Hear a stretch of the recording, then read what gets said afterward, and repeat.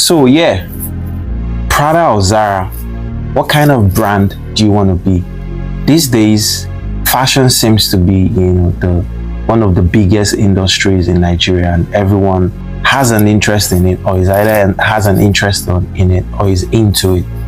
And a lot of brands don't really know where they stand.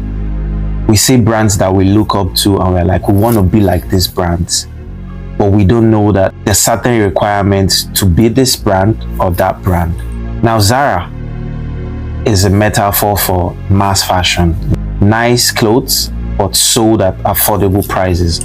Prada is a metaphor for luxury fashion. Clothes produced with high-end fabrics, high-end detailing, and all of that to create and sell at markup prices that are considered outrageous to the general public. But it doesn't end there. In this day and age, and with the way fashion is surging, people think they can just wake up tomorrow and just say, I created this piece, it's sick, it's dope, I'm selling for $1,000. Zara and Prada require different diets. If you want to go into mass fashion, there are requirements for it.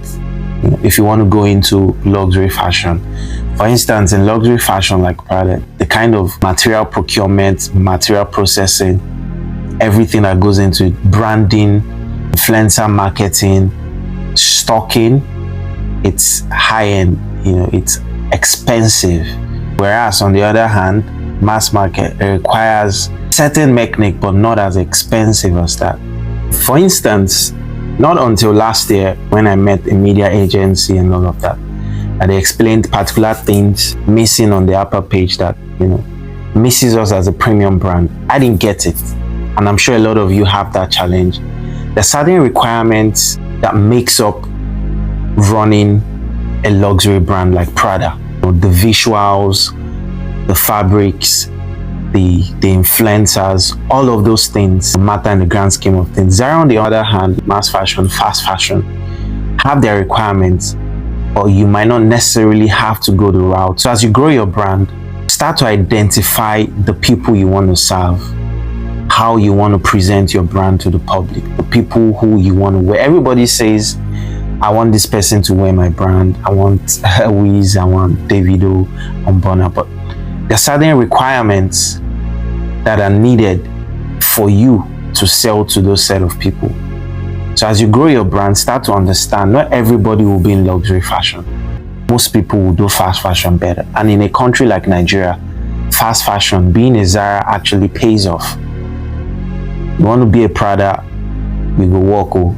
There's no shame in being a Zara, and there's no classism in being a Prada. It just depends on what you want as a brand. So if you started today, you might not be able to figure it out just yet, but constantly put it at the back of your mind. What kind of people, what kind of brand, what kind of people do I want to serve? What kind of brand do I want to build? So that way you can differentiate, and also you can be in between. You can sell affordable luxury. There are brands like that, Keats, Aim Leondor. Those are menswear brands though, outside the country. In Nigeria, I would say that majority of the industry is fast fashion. Just go to the market, buy fabrics, produce.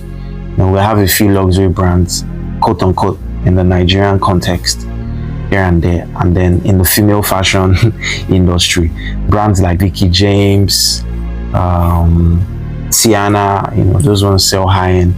In the Nigerian fashion industry, brands like High Fashion, Ashlocks, ZTTW, ISB, those are considered luxury, in Nigeria.